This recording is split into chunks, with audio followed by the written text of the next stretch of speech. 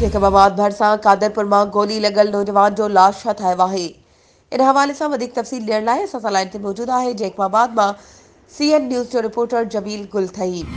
जी जमील, छा तफ़सील आहिनि?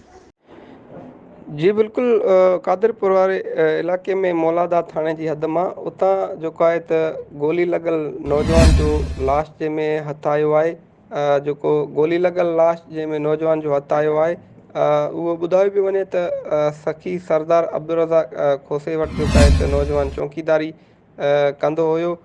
उन जा वारिस जेके जंहिंमें जेको उनजो लाश खणी जेको आहे त जिम्स अस्पताल उते पहुता आहिनि, त उहे ॿुधाइनि पिया त नौजवान खे इतफ़ाक़ जेका गोली उनखे लॻी आहे। हिन वक़्तु जिम्स अस्पताल में लाश खणी ईंदड़ उन्हनि वारसनि जेको आहे त इहो मौक़िफ़ जंहिंमें ॾिनो आहे त असांजे नौजवान खे इतफ़ाक़ जेका गोली लॻी आहे। होॾां जेका हद जी मौलादा जेका पुलिस आहे, उन्हनि जेको आहे चयो आहे त इन मामले जेका आहे मुकमल असीं जांच कयूं पिया। नौजवान जा उन ख़ुदिकुशी कई आहे या उनखे कंहिं क़तल कयो आहे। जी महिरबानी जमील, तफ़सीलनि खां आगाह करण जे लाइ।